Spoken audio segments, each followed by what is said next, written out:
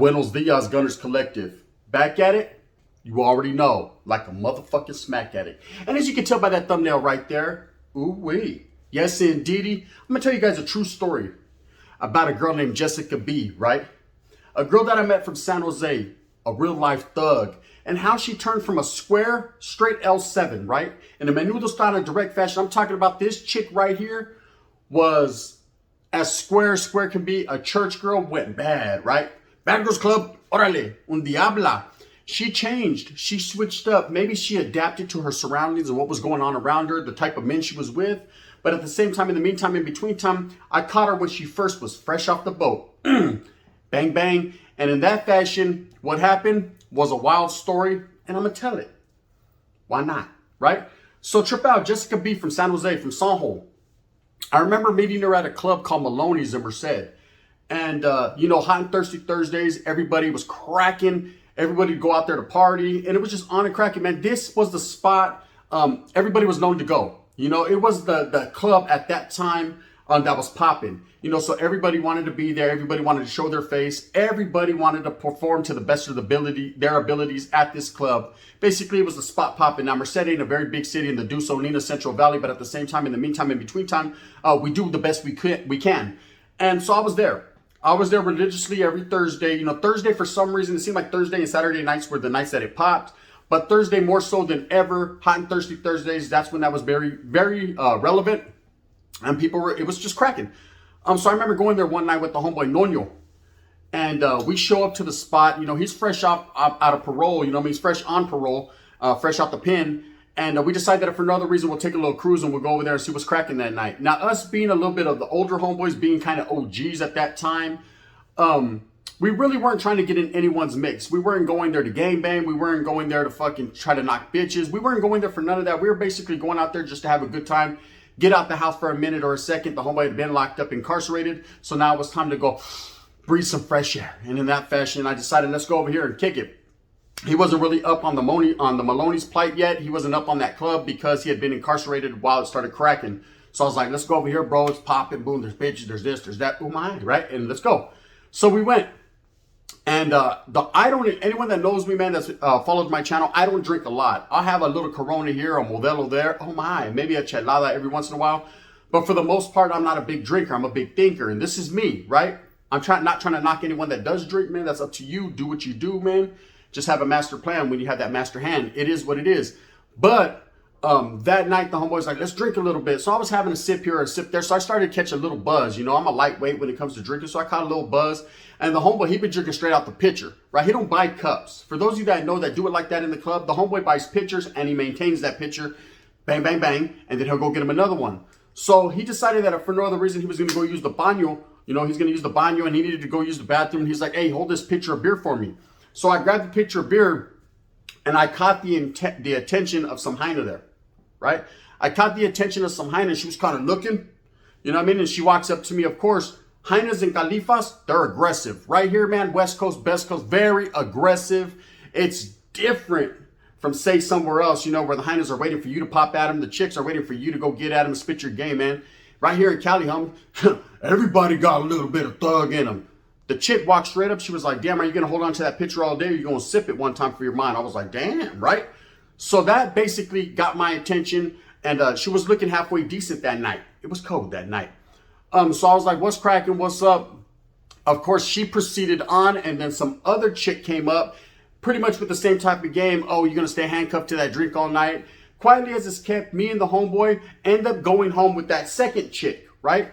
And I told the story just the other day to the homeboy, man, about that. And it kind of correlates with the story that I told yesterday about dirty pirujas, straight up marranas. We go to the chick's house, and when we walk in the pad, right, everything's good, man. We're kicking it. She has a homegirl. The homeboy goes that way with the homegirl. And I'm posted up waiting to see what's going to happen. Extracurricular activities. And all of a sudden, little kids, 4 or 5-year-old kids start popping out the woodworks, out the bushes on me, right? And I'm like, where'd they come from, right? And another kid pops up and then another one and then an older one, probably about 6 or 7 years old. That should tell you something. Comes and gathers them and takes them to the room. And the chick comes out the bathroom after doing her makeup, talking about putting her hair up, talking about, are you ready? Right? She's ready to go to Mamon Town. And I ain't having that. See, being the type of man that I am, the individual, I think, You know, I'm like, where the fuck did these kids come from, and where's the adult that was watching them? So I hit her up, hey, you got kids? She was like, oh yeah, they'll be fine. I go out to the club all the time. I leave them alone. It's all good. Nonyo! He comes, gotta go, right?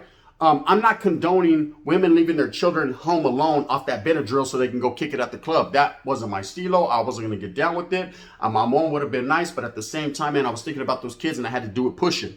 That wasn't my stilo. I was very active at that time, man, and I'm not with getting my fucking career ended over some fucking bitch.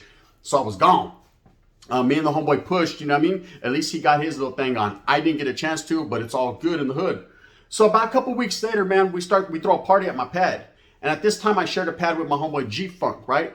So we're throwing a party at the pad, man. It's actually his party, his pad. I'm just there living rent-free, doing what I do, right? This was back in the days, man. Homeboys were there on the couch, off the couch. It was what it was. It was off the hook. So we're partying. We're throwing a little party. And that same chick from Sanho pulls up. Not the dirty one with all the kids, but the chick from Sanho pulls up. And she spots me right from the gate. And she was like, oh, shit, you know some of the same people I know? And she really didn't know too many people. She was fresh from San Jose to Merced, but she knew a couple of the homegirls that I guess she had met at the club, or she knew her from around the way, and that I knew. You know, they were homeboys, old ladies. So we got to chopping it up that night. It was warm that night, right? And the air was blowing that way, so that's the way we went to her pad. We ended up at her pad. Quietly as it's kept, we end up getting together, right? And what I started to realize was this chick was an L7, straight up square. She didn't know about the dope game. She didn't know about gangs. She didn't know about anything other than what she's seen on American Me. She wasn't really up to par on that. And that was a good thing, you know. Anyone that's in the game doesn't want a hyena that's all thugged out, gang banged out. I guess some people do. I can't call her like an alcoholic, but at the same time, in a menudo style, that's not what I was looking for. I was actually looking for a chick, man, that could hold me down. If I got incarcerated, I could teach her, I could mold her. So I was getting Play-Doh, right? I had me a good motherfucking glob of Play-Doh, and I was molding. So I started to teach her the intricacies of what was going on. There wasn't a whole lot of pillow talk involved, but what was involved was a stern warning that she needed to keep my business private, right? Everything that we had going on now, put this up. So let's get, but it gets blood on it. I don't care. Bang, bang. Okay, she was down with that. There was no physical altercations. Wasn't much that had to be said. She got with the program pretty swiftly, and that's what I liked about her. Okay, but Jessica B, man, wasn't like you think. She was soaking all this. You know, she was gaining this knowledge. She was building her education, right? To do what she wanted to do furthermore in her life. And of course, other people are going to play an intricate part into her story, and I'm going to tell you that. But so I started to mold her, and she got known. Everybody knew we were together in the town. Everybody knew what time it was. They knew that was my chick. Homeboys would see her. They'd be like, nah, I ain't fuck with you. You with Skinner, man. Nah, fuck that. And I mean, that motherfucker right there, he's too much. He's a J-Cat, right? And that's what that was. And eventually, over time, she started to meet all the homegirls, meet all the homeboys from the neighborhood. She started to recognize where I was from. We were to certain places. We all kicked it together. There was other couples. You know, if my boy Titi was with his hyena at that time, that's where we kicked it. Everybody knew everybody, and that's just what the program was. And everybody in Merced knew how we were doing it. So we had us a little pad in the Beechwood area, and we were living our best life. We were doing the little family thing. She did have a couple kids, man, from another guy who's actually a famous rapper out of Merced. Lightweight famous. No, it's not GB, right? He's actually an Africano dude. This was her baby's daddy. I ended up meeting him. We were on good terms. It was all good in the hood. He wasn't tripping. I wasn't tripping. If he was, he would have slipped in the clipping and he would have got to spitting. But he didn't, you know? So it was good. It was really good. And we were chilling. Anyways, over time, what happens is I was in the mix. I was highly active. I was in the mix. I was out there. Bangladesh. The Bangladesh was real. This was 2006, and I was really out there wiggling. I wasn't caring about her feelings or what she was going through. Man, I'd get to the house with Ella, active homeboys. Man, we want to throw a junta. We tell the chick, wind's blowing. Get the fuck up out of here. The way that I treated him was not righteous, okay? The way that I treated her was not righteous. I wasn't a good man. I wasn't a good companion, but what I was real, and she respected that. And she liked that. You know, every woman wants a little bit of thug in them. You feel me? And she was getting a whole lot of thug in her that night. So everything was good. She proceeded to roll with the punches and roll with the program. But like I said, little did I know Jessica B was soaking the game, you know, really in a real way. So eventually what happens is I get incarcerated. I do a couple moves here, a couple moves there. So I just get a mill here, a mill there. You know what I mean? And I make it happen. I get caught up. I get locked up. That's when I went into that same bar, Maloney's, and caught dropout Northern Rider was slipping, and I whacked him. and a melee happens, and boom, I get incarcerated. I'm on the front page of the paper like that. I end up going to Juarez, Mexico, wiggling for a while. Of course, that same chick is taking care of me the whole time off her credit card, one time for mine or off her daddy's credit card. Either way, I was winning, right? And everything's good in the hood. Little did I know the type of soldada I was building. You know, she was taking all this in and she was holding all this bottled up inside and she was going to put it to some work. So I get locked up. I get the 4-year term. Immediately I get to Tracy and I start writing her. And, you know, it's back and forth. It's back and forth. She's sending me a little feria. I'm getting my books straight, pictures, things of that nature. You know, what a typical woman does. But me being the man I am at this point in time, my outlook and my aspect on life was, man, I'm in this shit to win this shit. I'm in this for the long run. More than likely, I'm probably not even going to get out of this motherfucking camp because the gun is wiggling. So I write her a letter, a Dear John letter. Pero in reverse, Dear Juana, right? And I write it to her and I'm like, hey, look, you can go your own way. Little did I know she was already out there like, at the club, but that's part of the game. But me, I've always had this rule and regulation to myself when I get locked up. It's better not to have a hyena if you're doing a long time, man, because then your mentality gets all fucked up. You're thinking, what is she doing? Where is she going? Whose peepa is in her mouth? Oh, there's a peepa in her mouth. She's there at the club, and that's where she went. So it's be like that sometimes, you know, and I didn't want to have to go through that struggle, that strive. I was already toiling in the soil where I was at, so I just didn't want to go through that. So I felt that for no other reason I should cut her loose. So I did. I told her, man, you can go your own way, this and that. Of course, she was fighting the feeling like Too Short, getting at me like, she fought the feeling a little bit, and she kept sending me pictures and money, and I can't stop a woman from doing what naturally comes to her. So I proceeded to write her back every once in a while. But in my mentality, in my mind, I wasn't really tripping off her. And I'm sure she was out there wiggling, which she was. So she ends up meeting a little homie that just paroles out of YA, right? And I hear from around the way, man, homeboys are writing me talking about, hey, I heard your chick's out there fucking with this dude. And I was like, nah, I ain't tripping anymore like that. It's all good, man. Let her get her wiggle on, man. You know what I mean? She has a lot to give. Believe that. Bang, bang. And leftovers. You know what I mean? Arby's. So the homeboys over there eating Arby's, and it's all good. And I ain't tripping. He's a young homie from the hood. I didn't really know him at that time. I had heard of him, but didn't really get a chance to meet him. We would meet later. Bang, bang. A rather momentous, sharp occasion. But, so anyways, out of the blue, I get a letra. And I'm started with the homeboy Pape de Sacra. And he was another B at that time, man. So we're really in there doing our push. I was the building channel at that time. He was the yard security. We're kicking back. We're maintaining on our cellar. We're doing burpees and push-ups. Oh my, a whole lot of them. You know what I mean? A whole lot of them. Right there in Tracy. We're getting ready to go wherever we're going to go. And kicking back one day, I get a letra. You know, I get a letter. And of course, this letter is not from this chick, but it's from her new old man. And I'm not going to put his name out there. He knows who he is. You know what I mean? Oh, Custer. Anyways, I ain't even tripping off that dude. But he gets at me as a young homie. He's like, hey, man, stop riding behind her. There's no reason for you to get at her. We're getting married. Whoop-de-whoop, wop-de-wop. You know what I mean? I guess his favorite restaurant was Arby's. He was all sprung on the Arby's, the new hot lunch sandwich. Whatever the case may be, it was all good, man. And then the thing that got me the most in the whole letter was what he said at the end. He was like, hey, there's no reason for you to respond to this letter for me, and you have nothing else to talk about. Wait up, hold up.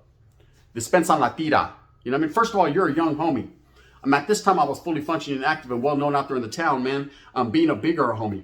And you're telling me that there's no reason for us to respond? Motherfucker, you should be sending me money on my books and getting at me anyways, just based on, homes, that I laid the foundation for a punk-ass motherfucker like you. But of course, he ain't feeling that, right? This is my mentality and my thinking. Plus, technically, you know what I mean? If I say so myself, that's still my chick until I say otherwise, right? And so you're out there violating bonds and all types of things. But I wasn't going to push that narrative on him. I wasn't pushing that because I did tell her to kick rocks, you know? Kick rocks and beatbox, like the Fat Boys. But anyway, so I let that go. I told him, I did write him. Oh, indubitably. You know, the gun had to get back at him. And I told him, when we see each other, it'll be a rather momentous, sharp occasion. I'll give the introduction. You don't have to say nada. You won't be able to say nada. And that happened. But anyway, so they go get married, have 10 kids, whatever the case may be, right? I'm incarcerated. I end up doing my force, so I get out. Now, you got to understand that when I got locked up, everything that I owned was at this chick's pad. Okay, so I had heard stories about my own homeboys had broken the pad, stole all my J's. You know, the gun always stays with Jordans. All my fits, all my clothes, my jewelry, whatever I had. So I kind of chalked it up. Then I had heard other stories from her primos and primas that she had put my stuff in the storage and everything was safe and secure. So I felt that if for no other reason, 4 years later, hey, maybe I can get a motherfucking pair of ones out of this situation. So I ended up running into her in a supermarket called The Rancho, right? It's a Mexican supermarket in Merced. And I see her, she's trying to wiggle fast and she's pregnant. she's trying to get the fuck up out the way. And I'm like, hey, kick back. I ain't tripping off you. You know, it's been years, whatever. She was like, oh, your stuff. She already knew what time it was. Your own homeboys broke in the next night after you got locked up and took it and this and that and this and that, right? Could have swore when I met her new old man, that fool was wearing one of my hats. It's all good anyways. I hit him with the can of green beans. But anyways, that's how it was. It was at Walmart. Bang, bang. So anyways, that was her story. I let her tell it. You know what I mean? I figured, hey, chalk it up, part of the game, whatever. It was good to see her. You know, I hadn't seen her for a while. She was looking mighty good in that black silk dress. But she was pregnant, so I let her go ahead and do her thing and push. Of course, I get locked up again on a violation. And when I slide out, her old man is locked up, and they're not together no more, from what I hear. I still hadn't met the dude, but word on the curb was she wasn't with him. But the game had changed. You know, I run into her. In fact, she hits me up. I'm like, fresh day out. My first day out, she's like, let me slide through. Let me pick you up. Let me take you to a motel. Let me give you some Arby's, right? Eat fresh. I'm like, whoa, hold up. You know what I mean? Some Arby's. Trip out. This Hyena picks me up in a clean ass whip on rims, looking good, all hooked up with a stack of feria like this. And she's really the one out there pushing all the D. She's in the game like a motherfucker. Now, in a way, I was like, damn, you done flipped it like this. She was no longer that square Jessica B that I met back in the days that didn't even know what the homeboy needed a plate for to chop that yay up. She didn't know none of that. What she was different. She had been indoctrinated and laced up. She had been corrupted. She turned into the one. So I was scared this was the my boss bitch, right? She was really about her shit, man. And she was looking mighty good doing it, right? So of course I was intrigued. And quietly as it's kept, that night was a wonderful night. Now, the next day, Blackas raided the fucking, the motel room. And I was like, sauce, they apprehend us. I guess they fucking recognized her name on the ledger or whatever. And they came in, and this chick actually had 3 zips on her at that time. I'll never forget, right? I was like, damn, bitch, you're going to get me caught up. Of course, I go to the county. She goes to the county. We fight the case for a little bit. I'm able to get out. She takes the case. She gets a lawyer. We get bailed out. Boom. Eventually, I end up beating the case. And she ended up beating the case. How? I can't call it like an alcoholic how she ended up beating the case. Come to find out later on, I find out it wasn't even dope. It was some cut that she had for it, right? It looked real though. I can't call it. But look, what ends up happening is the Hyena has changed. Okay, she went from, and that's the moral of the story. She went from a little old square bear, someone that you never think would harm a fly or get involved in anything, to a straight up gangster. You know, she was repping the hood, and she ended up getting caught in one of the operations that happened because she ends up being with another guy from another guy to another guy. You know, after that, we get caught up. I end up distancing myself. Child, I'm not trying to get caught up in what she's caught up in. This bitch is doing it way more major than I ever did it. How? I don't know. I like to think that I indoctrinated her and laced her up just a little bit, but I think the guy she was with after me really put her in the game. Whatever the case may be, man, it's funny how you can meet these women that are really not involved in anything, and because of the men they choose to go that route. And it happens too with men. Sometimes it's a guy, man, he's a bus driver, so scared, he's just trying to get by. Walk on by. He's just trying to do his thing, and he meets a hood chick, straight gangster chick out of Los or Sanjo or Salas or whatever. Oh my, the case may be, and next thing you know, that vato's like, don't, menudo, don't, pozole, and he's with the business. Okay, he's definitely with the business. And it's like, hey, I remember you at the. That's scared. Hey, man. Damn, homie. In high school, you want the man, homie. What the fuck happened to you? Simon, eh? Pintabão. He's pintabão now. Okay, it's because of the people that people meet. People start becoming chameleons. They start to act like the person they're with. And ain't nothing wrong with that, man. If you got a good woman, man, that goes to church and stuff, maybe you start going to church and it leaks up onto you, you know. If you're a bad guy, man, you don't want to put your bad intentions on that woman and vice versa. You guys don't want to teach people bad, man. It's always time to prosper and do better. You know, if you knew better. But at the same time, people don't think like that.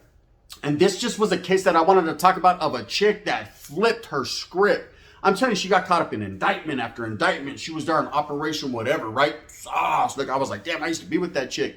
Shit, she looks like she used to be with me. She's crazy, right?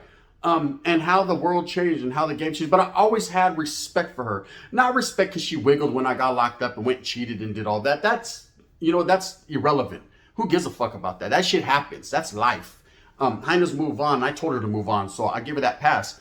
But But I respected her for the way she always kept her fucking mouth shut. And I respected her for a lot of things that she's seen she never spoke on. And I respected her just as a woman, because regardless of what she was doing, and I know it's not always good to do bad and to be in the game, but some people, they feel like they have no other option, and it just is intriguing for them, and that's what they do. But she always took care of her children, man. Rest in peace to her oldest daughter. And that's just what it was. And at the end of the day, man, Jessica B will always have my utmost love and respect. That's just what it is. She knows who she is. I know who she is. And bang, bang, Arby's knows who she is. And that's just what it is. But at the end of the day, it's all respect. But let me tell you the little story on how I met her little boyfriend, or her husband at that time. So I'm cruising. I'm with my new chick at the time. She's pregnant with my kid. I'm with the homegirl, and we're leaving the Walmart parking lot, right? We got bags full of groceries. And this fool's in an SUV on rims. And as we're coming this way, I was in a Lexus on rims, and he's in an SUV on rims. And so, of course, we're both bumping. We kind of look at each other. We catch each other's eye. And I knew right when I seen him, this is that motherfucker right there. Now, at the time, I wasn't active, right? I was no longer in the mix like that. So Sasuke, he had the ghetto pass to get off where he was mad at. So I stop and he stops. I jump out the carro real quick, right? And I'm looking for a weapon because I ain't got nothing, right? But at the same time, there's a can of green beans with his name written all over his face. So I swoop it. And he comes up and he's like, "What's up, homie? Let's get active." Boom! I got active. He fell out. I jumped in the whip, and I said, "I told you when I meet you it was going to be rather momentous." And he was like, "Yeah, you did say that." I dipped off. You know what I mean? Before he tipped off the placas, and then I was done. But at the same time, nothing about that is positive. It just happened. I wanted to tell you that little story. So Jessica B, don't sleep on these women, man. You think that these women are just squares and that they're church girls and they're not really in the mix. And next thing you know, they're coming home with a big old stack of money like the chick on the thumbnail and really having it their way. And believe me, if you knew this chick like I knew her, she was really having it her way. This bitch took me to San Jose or actually she took me to Milpitas to the Great Mall and spent like 20 racks on me. Bang, bang. I bet your old man didn't know that. Ha! Bang! I hope that you move fast with a purpose. I hope that you get everything that you want coming to you. At the end of the day, remember, man, it's all about familia. It's all about the girl struggle and striving for your people, man. If you meet a chick, man, and she's a good chick, keep her that way. It's always better. It will always end better, If you knew better, you do better. If you like this, like and subscribe. If you don't, you can hit the thumbs down. Heavy is the head that wears the crown, man. Shout outs and respects to everyone that's out there doing it. All the YouTube content creators. Keep on pushing, man. It ain't nothing to it but to do it, The gun. Bang, bang.